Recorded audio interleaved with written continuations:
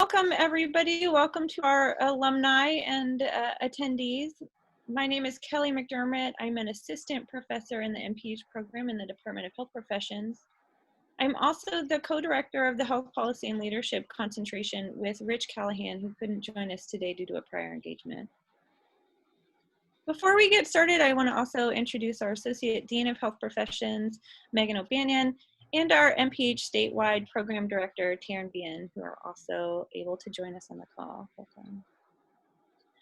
I'd like to extend a warm welcome to our two alumni on the panel, Angela Reed and Alyssa Smith. Angie Reed received her MPH from USF in 2018 in the Health Policy and Leadership concentration. She's currently a health program specialist in the Alzheimer's disease program at the California Department of Public Health. In her current role, she manages program operations and contracts, overseeing approximately 30 grants with California's Alzheimer's disease centers and research grantees. Welcome, Angie. Hi, thank you for having me. Our second panelist is Alyssa Smith. She also received her MPH from USF, but in 2019, out of the Sacramento branch campus. She's currently the Community Outreach and Engagement Coordinator at the UC Davis Comprehensive Cancer Center. In this role, she develops, implements, and evaluates cancer control and prevention initiatives in culturally diverse and underserved communities. Currently, she is working to accelerate HPV vaccine uptake among adolescents, increase hepatitis B testing and vaccination among Asian American communities, and lung cancer screening awareness in African American communities. Welcome, Alyssa. Thank you, happy to be here. So today I'll be asking questions of each of our panelists over the next hour. And if you have questions, please post them in the chat box, which we will be monitoring throughout. If you'd like to ask your question, you can also raise your hand using the raise hand function in Zoom. To do this, select participants at the bottom of your Zoom screen and it will open a sidebar that will give you options, including raising your hand.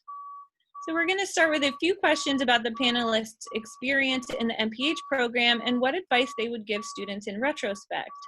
We'll end with a few questions on how their degree has helped them in their current careers. So let's get started. So I'll start off asking each of you individually, and then the other panelists can answer the same question, or we can keep it moving and start with a new question. But Angie, I'm going to start with you. Can you describe the opportunities that you've had to apply what you learned in your coursework in your current position? Certainly. In my position, so a lot of what we do is we administer, as you said, grants, both for research and for Alzheimer's disease centers. However, that being said, my position touches on a broad range of activities that are directly, I performed with the MPH program that includes policy like legislation analysis and policy. There's also strategic planning that takes place. As the lead for the program, there's the leadership role. There's also, we do evaluations of what the centers are performing. And so we do a real longitudinal approach. And so I would say on a daily basis, I'm using classwork and information that I take directly from the coursework that I took. I have a lot of my books right above my cubicle as well that I reference on the epidemiology and research and data. It plays really a big part in everything that I do. And so I draw on it quite a bit. Great, thank you. Alyssa, did you want to also talk about the opportunities you've had to apply what you learned in your coursework in your current position? Sure, yeah, definitely. I can definitely think back at specific courses that I look back to on almost a daily occurrence, truly.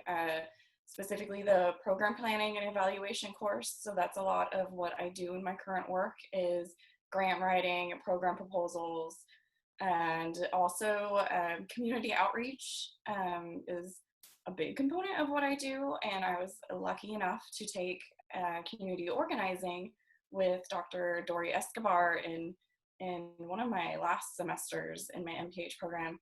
And I, just like Andrew saying, I refer back to my textbooks often. It's definitely provided me with a really great foundation to be able to go out and do the work that I do today. Another thing that sounds really kind of silly, but it's true, is just perfecting your writing skills and being able to put together a PowerPoint.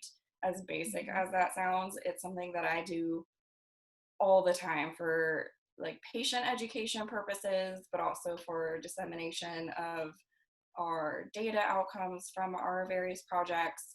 And so being able to put it together in a very pretty and cohesive way, it sounds silly, and every time you have to do a PowerPoint for a class, I'm sure you're like, oh no, not again. But it's really useful skill to have. Same with Excel. Like, I use Excel all the time to manage the data from our projects.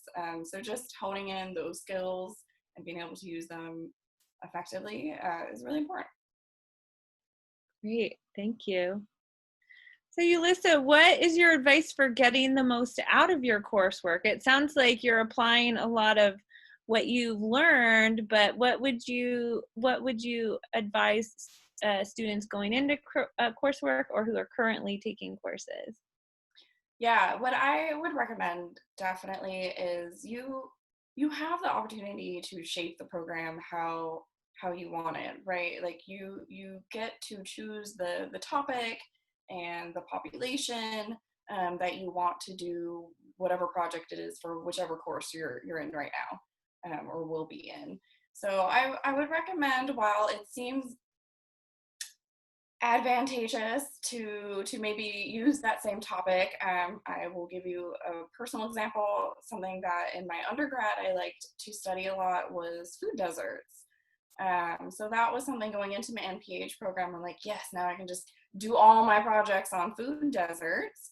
And while it's really a topic and issue that is passionate to me, I really wish I would have sort of broadened my scope and challenged myself in terms of, with each new project, picking a different topic and a different population, so that you have a better understanding of all the issues that are public health, and you can sort of be a little more prepared in terms of when you leave here. While ideally I would have loved to got a position in working with food deserts, that's not always going to be the case. I love the job I have now, and I love what I do. And I think back, I'm like, oh, I should have done, a little bit more of a varied topic selection during my coursework. So that's definitely something that I've been sharing with people who are in school right now or thinking about going back, is just be open to exploring different topics. That's great. Thank you. Angie, did you have anything to add to that about advice for getting the most out of your coursework? Yeah, I do. And I want to say that what you, Lisa, said was a great advice. And I echo what she says. I would also say treat every course that you have like it's your job. Because if you come at it from a standpoint that, this is what, I think sometimes there's that easy way to look at it like, oh, this is coursework, this isn't maybe the real world. You'd be surprised at how that carries over. And when you practice in the classroom, will carry over into your work. I mean, how detailed you are, how focused and making sure that all the information that you're gathering and the details, I guess I would say, really treat it as if this is your job. And I think just really engaging and asking questions and, looking, not just, absorb, but really take that time to pick apart the topics and ask questions and to look a little deeper, because you will get more out of it. And, the more questions that you ask, the more that you'll get back. So you really get out of what you put into it. Yeah, I just had a call with a student in Capstone, and she's done a lot of the creative work in devising this whole program and curriculum for her field work, but may or may not be able to implement it. And, I was recommending to her to still document it, and it's something that she can leverage or use in the future for her career, because she's done a tremendous amount of work. Would Angie, would you like to speak to how your field work or your capstone experience has also worked, or I guess created opportunities in your current position?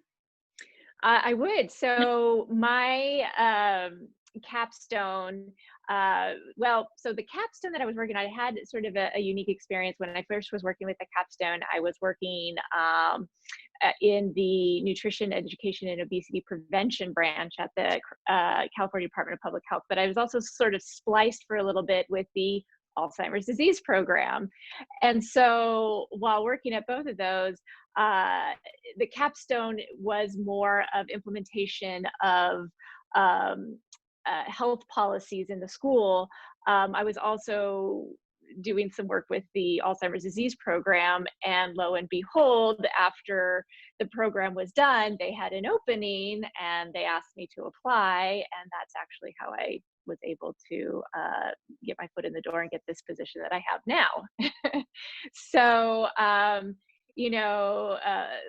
it was really directly correlated. I worked on the data. The data was already collected from the Alzheimer's disease centers that they provide on a yearly basis. But what I was doing was analyzing that data and explaining what that meant, like the outcomes. So I'm glad that I did that, because it was when I started the position, made it a lot easier. Just a small disclaimer that I was Angie's capstone faculty, so I kind of knew that already. But Alyssa, would you like to offer any of your experiences from capstone and fieldwork and how they've segued into your career? Yeah, definitely. So I had the pleasure of doing my fieldwork at the Neighborhood Wellness Foundation, very small, young nonprofit in the Del Paso Heights area of Sacramento, working towards disrupting intergenerational trauma and poverty among the Black community that live in Del Paso Heights. And so I started my MPH career wanting to work on health disparities among vulnerable populations. So this was just kind of the perfect cap end on my whole experience to be working with a vulnerable population, very, in line with everything that's going on today in terms of working towards social justice issues. In terms of what I did in my field work, I helped the program, one of their programs, do an evaluation. So I created a survey to evaluate sort of the effectiveness of their program and gather demographics of their participants. And they've been able to use it in their future grant writing to get funding for the organization. So I know, like Angie was saying, right, sometimes we think of our academic experience as like, oh, this is just like in the school realm, but it can have pretty long-term impactful, it can make a difference in the place where you're doing your field work, either for yourself or for the organization. And I'm really happy in terms of the job that I got after graduation had to do with community organizing. So a lot of what I do is trying to build partnerships in the community. And I was able to reach out to the organization that I did my field work, and they are now involved in the lung cancer screening campaign that I'm helping lead in our organization. So it's a wonderful opportunity to learn, apply what you've been learning, and then also make those connections going forward. Great. Oh, Kelly, we have a couple of questions. Taryn, do you want to ask your question? Sure. I just had a question, and Alyssa, you just gave kind of an example. I was going to ask if either of you had examples of how you took initiative. I know some employers have asked, it's really important to hire people who can take initiative and maybe do something outside your job description or something people don't know they need. I'm just wondering if you could speak to how you identified something like that, and then how was it received? Oh, I can, this is Angie. So I would agree with that. I think what it is, so for my particular program that I'm currently employed with, a lot of it is the information is there, and the person that was there before had a great way of keeping the information. However, it was not necessarily put together in a sense where if I were, say, gone, somebody else would be able to pick that information up or to either back my position up, or say if I were to move on at some point.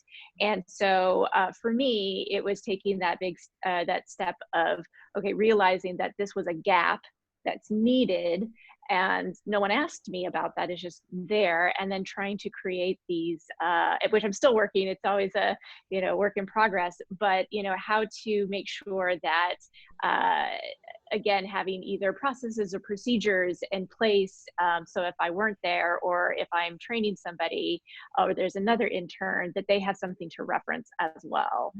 So that's something that, and I think that's always needed, just trying to identify a gap and helping to fill that gap.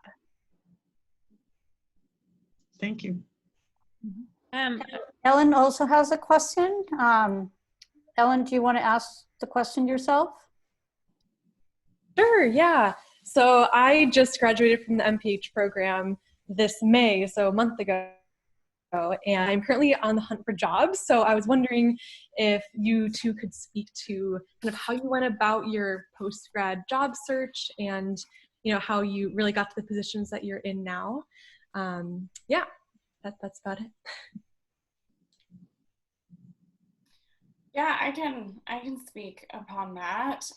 So I graduated in May of 2019. I was unemployed at the time. I had my last semester. I was not working, and so I definitely was starting, I guess you could say, from scratch in terms of the job search. It wasn't sort of like moving within my organization that I was just trying to get a job. So I think, during your time of your MPH program, it does help to sort of narrow down like what you want to be doing. Although, definitely, Ellen, I don't know if you're in this place where I sort of was, I had like, oh, I could do this, or I can work in this realm, because as we all know, public health is so broad, right? Mm-hmm. So I took some time to really sort of meet with people in the field. When I first started my MPH program, I really thought I wanted to be at the public health department, the California State Public Health Department. But after meeting with a few people who work within state and county health public departments, I actually realized that it wasn't for me. And that maybe after talking with some people who worked within an academic institution, that seemed to be more of like the culture and the environmental fit for me. And so then I started exploring jobs within UC Davis, right, to stay local. And so I think, it's sort of, everyone usually says this, but do the informational interviews, try to get as much inside knowledge as you possibly can, while, continue to send out those applications. Definitely start to figure out what keywords to search to find what you really, really want to be doing. When I got the position that I'm in right now, I searched community outreach, and that's exactly what I was able to find, which was perfect for me. And it took me a really long time, months, of job searching and interviewing to find what would be the right fit for me. So I would really, really, really recommend talking to people in the positions that you think you want to be in. And then I'll just sort of piggyback on that. So I'm sort of in the opposite way. So I had already been employed or was employed while going through the program with the state, and knew that I wanted to stay more in that realm, that was the fit for me. And as I chatted about a little bit earlier, my way of was, I was very fortunate of just kind of stars aligned in the sense of, so when I was doing my field work, the program, that a position was coming available. And, it's always, I think for people, most people want to hire people that they know, and they know they can do the work, and that they, already know that would be a fit. And so, it's similar to that of, trying to meet and to not only just, within your field work, but like, like we were talking about, that just, talking to people and that connection, and the more people that know that you're looking for something, it just sort of snowballs from there, and you can help it bridges. One of the things I would say, if people are interested in working for more of the government position, in particular with the state, there is a very long process at times, and it can seem a little bit windy. And so it's sort of learning to navigate that. And if the state is something or any government that you're looking for, to find out what the process is, really become familiar with that. Just know that it can take a long time from start to finish. Yeah, so that's how I would say approaching that. But definitely start looking at areas or departments or sections that sound interesting, and start really looking through the open areas there. Thanks, Angie. So my next question is going to be about work-life balance, but before moving on to that, Patricia wanted to hear you, Alyssa, expand on your views of the different work culture in government versus academic environments. Did you have anything to add about like what the differences were for you? Sure, yeah. So nothing bad about working for the state government. But some of the people that I spoke to were sort of early in their careers, younger folk who I was talking to, and I guess the vibe that they were experiencing, was that seniority is sort of a big deal within some departments, and there is more of an attitude of, this is how things have been done, so this is how we're going to do it. Where when speaking to people within the academic world, there seems to be a little bit more room for creativity and just learning, really, like a culture that values learning, right? It's an academic institution. So that's something that I really value is, if there's going to be a lot of opportunities for me to continuously be learning and growing, and it seemed that it allowed for more opportunities to be creative in terms of developing various programs. So I don't know if Angie could talk to how her experience working there is. So it's dual-sided of the benefits of it. But it just seemed, a little strict, I guess would be a word, in terms of how your day-to-day looks, which I thought I would like a little bit more flexibility in what I do. Certainly, no, I think that you've made some really good, valid points with that. Yeah, I think also depending on departments, culture, even, who your direct manager is, there could potentially be that, this is how it's done. I think I've been fortunate enough that lately I've seen, more of the, hey, let's change the way we need to do things. We have to change the way we do things, especially with, for example, COVID going on. It's not the same old thing that can work. So I think it's pushing that boundary. It's definitely has more structure in the sense of pecking order of things. So there's definitely processes to be followed. And so if you tend to be more of like, kind of a rule follower per se, and I tend to be quite frank, then that can work. If you don't mind that red tape, if you don't mind that there's a form for everything that you have to do, that there's a, certain things that I don't want to say are out of your hands, but in the sense that they come from a top down and are because of legislation, or there's a grant in place that you have to do certain things. So it can be hard because change does not happen quickly. I will say that. However, that being said, I like it, one, for the structure, but I also like the fact that I feel like I get to put on the flip side of things. So where people are saying that, I know that there's sometimes that negativity about the government worker or, what goes on there, that I actually get to be that other, to change that. And to put my stamp on things and to try to really from the inside and to do the due diligence and to make sure things, like from a taxpayer standpoint, are running properly. So that's where I get my pleasure from part of many things from my work, but that's one of many. Thank you both. I appreciate you both being candid and your responses. And, one thing I often think of is it's in a university or academic setting, the focus is a little bit more on exploration or kind of generating the evidence, whereas in a public health department, it's a little bit more about implementing it. Does that kind of align with your understanding as well? Either one? I would agree with that, yeah.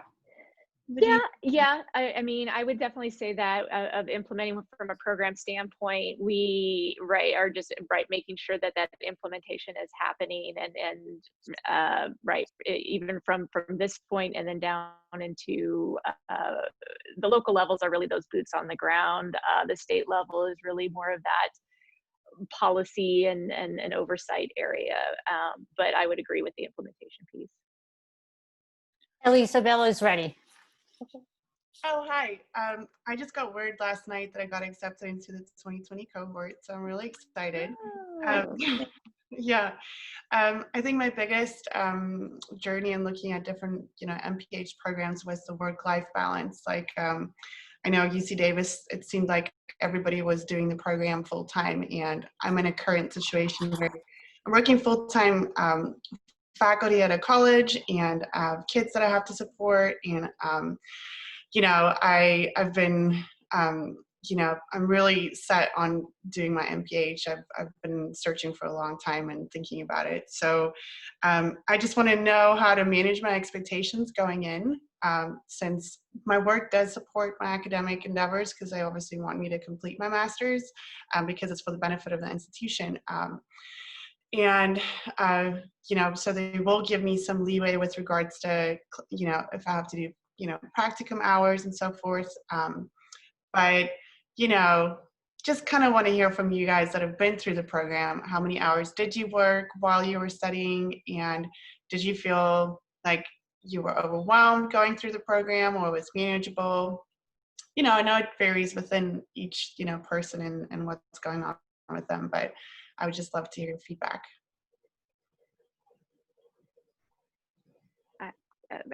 Whoever wants to start, but I can. So I was working full time, and still am, but during the program, working full time and in a management role, it was, it could be times where you'd be tiring when I get home from work. I really had to structure my day in the sense of, sometimes getting up a little earlier to make sure, I got some reading done. I'd read on the bus or at lunchtime, and then after work as well, or doing that work. and then just really using those weekends. So, you know, it can be a little bit tiring in the sense of, you know, I just want to relax, or I just want to not have to do this for a night. But I think it's keeping in mind that long-term goal, and it sounds like that's what you put a lot of thought into this, and you know, it sounds like you've waited a bit to be doing this, if I'm correct, and similar to what myself as well. And just knowing what that end goal is. And then also, you know, I really enjoyed what I was doing, reading and learning. And so that helped a lot as well. I was very fortunate. My spouse was very understanding and picked up some of the load with that. I don't know if everybody is, you know, with that in the sense of, you know, helping with chores around the house and things.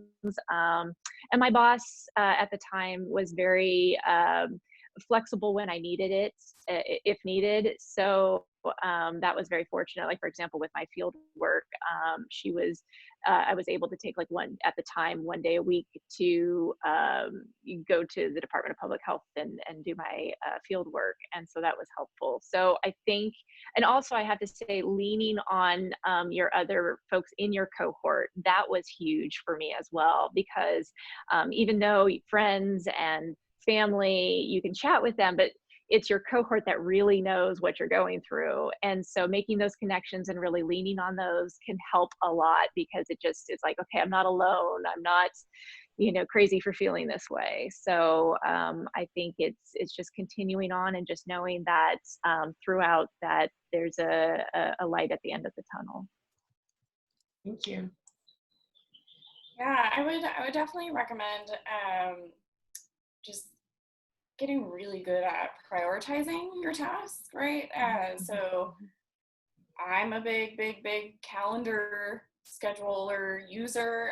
So, you know, block out your self-care time. Make sure you get that like on your schedule and don't deviate from your appointment with yourself. You know, and same with, you know, social events. You know, I had to sort of send out the message that, okay, I'm starting my program now, so you are all going to hear less of me unless you guys want to like watch my presentation before I have to go do it for class, or, you know, if you want to have a conversation about some public health issue. You really have to just be upfront with not just like friends and families, but your bosses too, for people who maybe are working in like a non-public health career wanting to shift.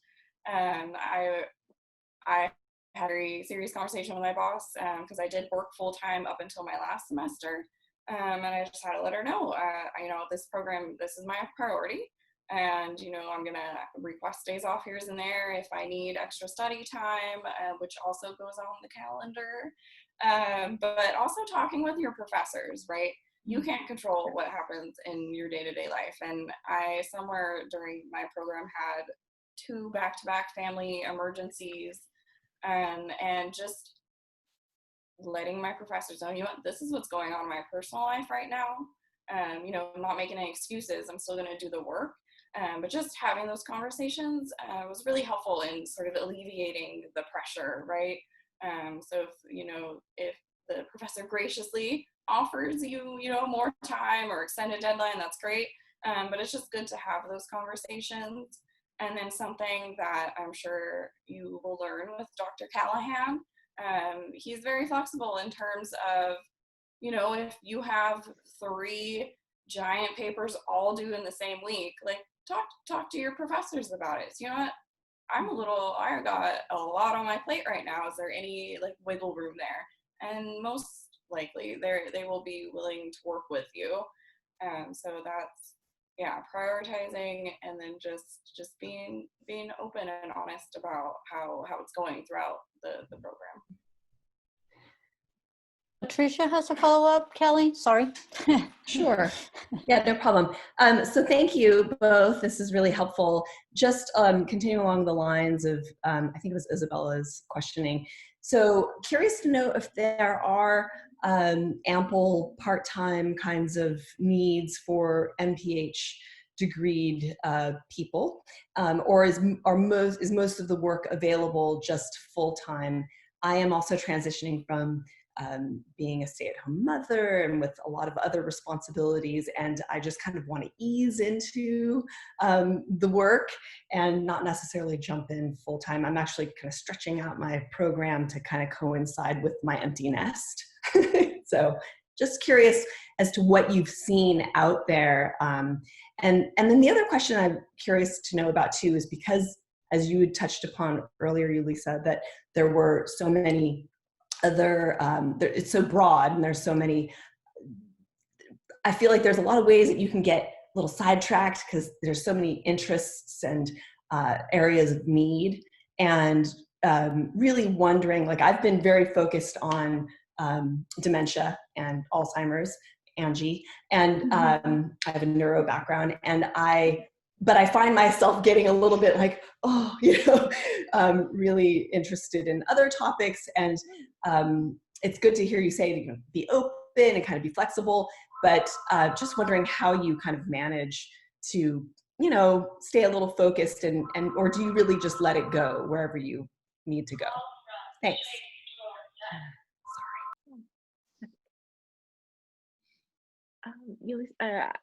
Angie, So sure. Okay. I didn't want to step on toes.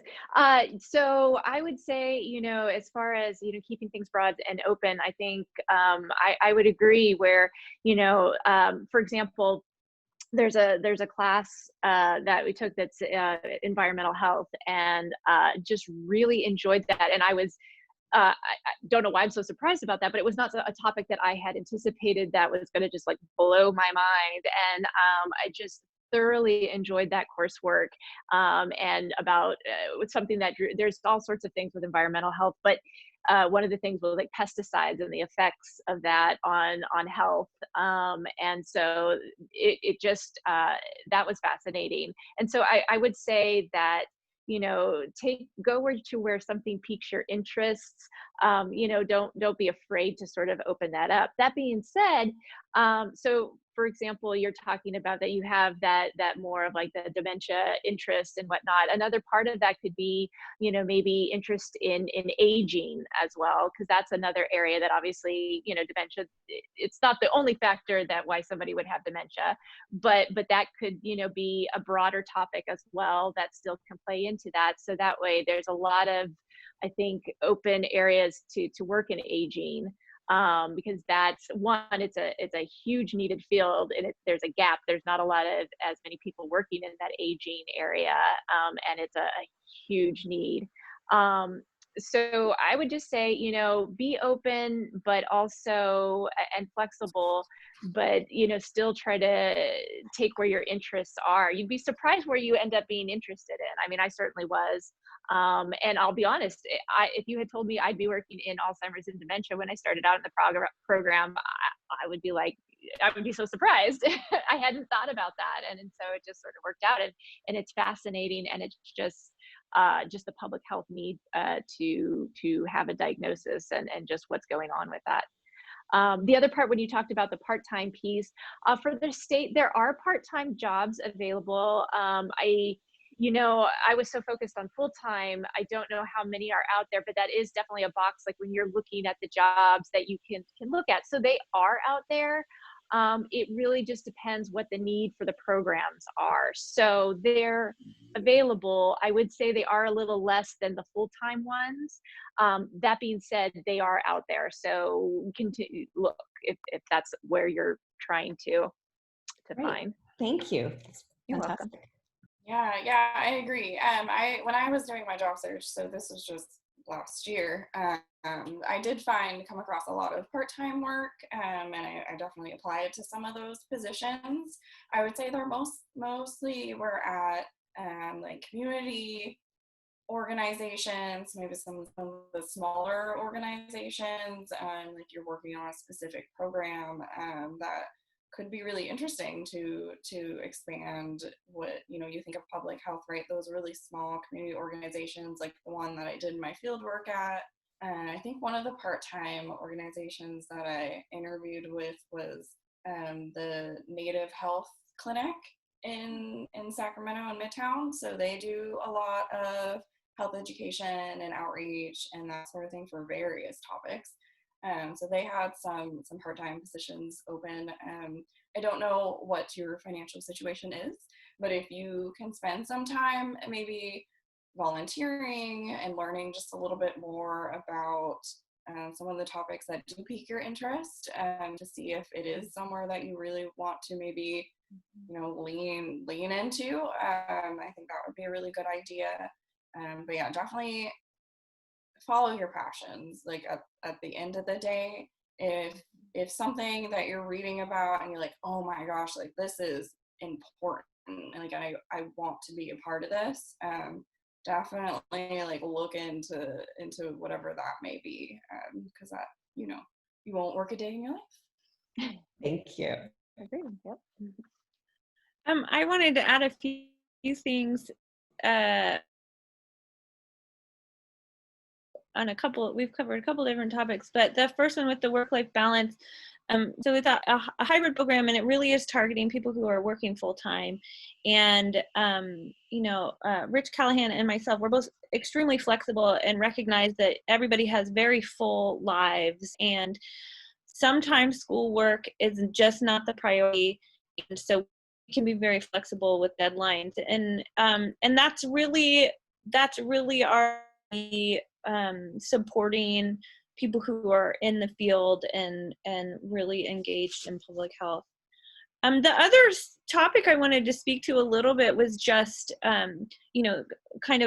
experiencing varied topics throughout the program. We do a lot of group work, so you're going to be doing group projects where you might not be able to also explore the area that you're most interested in, but it's a really good opportunity to get other perspectives and to dig into different areas. Another thing, I also teach field work, and in field work, students have a practicum that they're doing at an agency or an organization in public health, sometimes at the health department, sometimes at smaller nonprofits. But that is also this amazing opportunity to explore. I think Alyssa maybe or Angie referred to, doing some interviews even in field work, and really it's a time for exploration of these different fields, because I can't tell you how many students have been surprised at the end of the program where they ended up and where their interests ended up. So thank you both for your contributions. I think that is really great advice. Carolina, did we have any other questions from the attendees? No, you can go ahead. Thank you. So I wanted to talk a little bit more about careers afterwards. We've already touched on this quite a bit. But Alyssa, why don't we start with you? What are some of the most pressing needs that you see in the population that your agency, or organization serves? And then also like thinking about how those might be addressed through the MPH program. Yeah, definitely. So one of the most pressing issues that my office currently deals with right now, which you wouldn't initially think of when you think of cancer control, is actually misinformation on the internet around vaccine hesitancy and anti-vaccination. We work a lot in trying to promote the human papilloma virus vaccine and the hepatitis B vaccine, because both of those viruses can cause cancer. So we do this specifically trying to work in our rural populations in regards to the HPV vaccine. And then, as we previously mentioned, our Asian American populations are most at risk for hepatitis B. So the social media issue and the way that misinformation spreads, it's sort of not a new issue, but it's growing, and I don't know if a lot of work has been done in terms of how to address it and mitigate it and work toward getting people the right information in which that they trust and believe the information. So I think this has a lot coincides in terms of COVID-19, right? It's an infectious disease, and hopefully we get a vaccine for it. And the problem that like my office is sort of looking at, even though we don't do a lot of COVID work, but we're also looking at if a vaccine is available, are people going to feel safe and comfortable in receiving it and having their family members receive it? So looking at issues in terms of how do we address this problem, right? So there might not be a lot of information out there in terms of while you're doing your MPH program, anti-vaccination information, but it's definitely a topic that I think is going to be really, really, really important as we move on with the current pandemic that we're in right now, and looking at ways on how to address it. So there's been some studies done that show the misinformation online, and so kind of looking into that and seeing what organizations are working on that issue could be an interesting thing in terms of potential jobs for the future, because it's going to be really important as we move forward to make sure that we have the right information and we're educating the public. Great. Angie? Yes, thank you. So I would say, so as far as with the Alzheimer's disease program, some of the pressing needs are just like diagnosis and detection and reducing stigma with Alzheimer's disease. It's one of those where, like with cancer and research and taking place, like there's like 25-year gaps as far as research and funding to kind of catch up with that and to sort of get the word out about how important it is for primary care providers to be able to diagnose and be able to send people on to a specialist. I think it's also people just don't know about Alzheimer's disease and how to have healthy aging, and that when you are diagnosed, the earlier you are, it doesn't mean your life is over, and things that you can to help reduce the impact. In terms of for public health piece, I would also say just that an area that's really huge is the caregiver population, that are being caregivers for those. It's a big kind of sandwich generation because they're caregivers for children, but now they also have this aging population that they're caring for. And I think there's a need to sort of explore how to get the education out there and to help provide support to caregivers. I would say if there's a lot of areas that's a growing recognized need, because oftentimes caregivers will pass away before the person that they're caring for will, just because of all the issues, depression, feeling isolated, health impact. So I definitely think that that's a big focus. Again, I would say early diagnosis and detection, and trying to health education and getting that word out. Thank you. So we've covered most of the questions. Carolina, are there any other attendee questions that we need to cover? No, actually, there's been a chat conversation also on the side with regards to a little bit of international and types of projects that they do, but I think that you've covered most of them. So if there's a wrap-up question or comments, that would be great. Okay, so I just have my own kind of personal wrap-up question, and this is, I feel like COVID is the elephant in the room. We're all in public health here. How have you guys been affected by COVID, both as public health professionals and in your career? I mean, I know my experience as a public health professional changed, even just in that people know exactly what public health is now, right?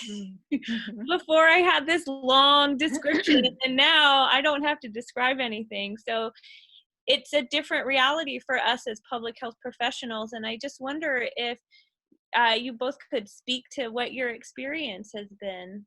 Alyssa, if you want to start. Yeah. So, on a basic level, this is my home. So I don't go to work anymore. Here I am. But also, yeah, we definitely, my job in particular, we did a lot of community work. So going to community clinics and providing education. You would find me on the weekends at various health fairs and community events, at my UC Davis table. So we can't do those things anymore, right? I was in the middle of planning for the fall a large health event, a lung health event for our lung cancer screening campaign, and that just got canceled. So being flexible, right, with our work, we have now shifted a lot of efforts to social media. So I spend a good amount of time on Facebook, which isn't something you would expect in your job, but making sure we're putting out sources. Right now, we're really trying to ramp up our efforts in terms of getting people to get back into their routine of getting their regular cancer screenings. A lot of people stopped getting their mammograms for the past couple months. So we are sort of working on mitigating the effects that COVID has had with our population, and then looking at new ways to apply our programs going forward. We have shifted from in-person health education sessions to mailing flyers to people's homes. So we've spent the last couple months really shifting what we do to develop all these new materials, right? Because we didn't have mailers ready to go, because we had our PowerPoints ready to present. So we've done a lot of shifting in terms of what we're working on. Our daily tasks are changing. And then, yes, like you said, it is nice to just be like, oh, I work in public health, and people now like know what that means. So that's good that public health is now at a forefront. I don't like the way in which it is now a household term, but I think going forward, it's really good that people are sort of in general more attuned to what's going on. For me in particular, what I'm passionate about, particularly not just COVID, but what's happening in regards to racism in this country. So while again, like, I hate how it's becoming a thing, I'm really glad that people are having these conversations that need to be had.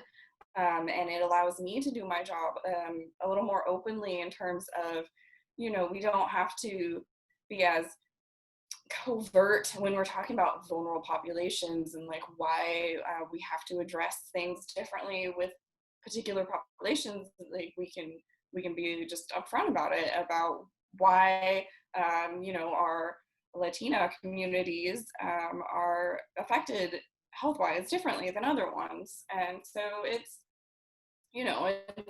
good and bad, but I think it's good progress that we're making as a whole, in terms of everyone now sort of has a better understanding of the work that all of us do all the time. Thanks. Angie, did you have anything to add? Yeah, so COVID has affected my world quite a bit for a lot of different reasons. One, kind of going back to the need for contact tracing even. Our branch, and actually departments and everybody, there's like a certain percentage that have been tapped and pulled to work on contact tracing and other COVID related activities. I was not one of them, but so basically half of our particular branch is sort of gone and working on that. Another piece, I happen to be in the office today on a very rare occasion, but yeah, typically very similar. I'm working remotely and working from home and got my mask and all of that, since I'm in the office and whatnot. Just things though in terms of funding. So obviously with the state government, one of the things, especially if you're interested in working on policy, money, but you got to follow the money. It makes a big difference in whether you have a program, what you can do with the program, and what's going on. Perfect example, we had a bill that was set to work on a sort of train the trainer toolkit for Alzheimer's disease. And that was completely amended because the bills had to have like a COVID focus. And so that bill has since morphed to add individuals who have Alzheimer's disease and related dementias to what's called an access and functional needs population when there's an emergency. So the bill started out in one way and completely went another. And so things of that nature just kind of have played a big part, as well as other funding avenues. It makes a big difference. Just in general, just how we're looking at things, I think, as well. A lot of the work, because somebody typically would be in person to do, for example, at our Alzheimer's disease centers to be evaluated, would be in person. So the centers are really trying to work on telehealth, like telemedicine, and trying to really adapt that way. And so it's really trying to, how do we best support them? How do we make sure that, things are still rolling along, because we're still tasked with that, things don't stop. And, how can we make sure that they are able to use that funding? Because if they can't, that money goes right back into the state for the COVID. I would say as well, just in general, I would agree, just although not great, I think it's definitely forced the discussion of health equity, and just, populations that are adversely affected by things like with COVID-19. And I think, for example, people knowing what public health is, and those hearing more about that, and probably just, the data that they're more hearing statistics and what does that mean with surveillance, and where is that information coming from? And so I think, although not great, the reason why, I think it definitely broadens people, their perspective, and the need for surveillance, and for that need for data gathering, and why that's important. So. Thank you. Yeah, I mean, people are starting to understand some of the more nuanced concepts in epidemiology, like I never ever could have imagined, which is, as you said, like blessing and a curse, right? Like why it's happening, not so good, but so we are just about at time here. I wanted to say thank you so much to our panelists. This has been really great. And thank you, everybody, our attendees and faculty. I feel like this has just been a wonderful experience. And did we have anything else in closing, Carolina? Just if you want to do something short, one wanted to, like top suggestions for a student looking to start. And Karen gave some advice, but if you want to just look at suggestions for a student looking to start, that's really exciting. So if a student's just starting in the MPH program, let's say what's your top 2 recommendations to a brand new MPH student? I would say just don't get discouraged. It's going to be very, you'll find some things and some stumbling blocks, but keep moving and keep exploring. So I would say don't get discouraged is one. And I would just say, try to just learn what you can, and embrace the challenge of it. Thanks. Lisa? Yeah, I agree. I would say two tips. Read your textbooks. Select, right? There are certain, and buy them. I know I'm usually an advocate for like renting your textbooks, but I would say buy them, because I refer back to them quite frequently. I have one of the books that Dr. Callahan assigned right there, because they're like, it's very helpful. And you can learn a lot in terms of like best practices. And then also I would say use your electives wisely. You can really make the program your own by choosing particular electives that you want. I know this is the policy concentration, which I don't think we've really touched on much at all, but the policy is extremely important.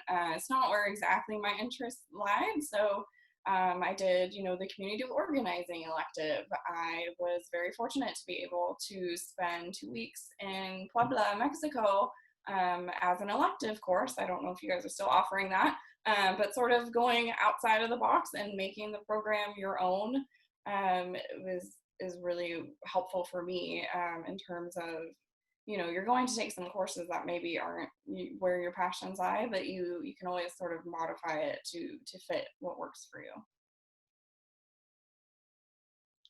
Great. Thank you so much, everyone. Are there any final comments from faculty before we wrap it up? Okay, great. Thank you.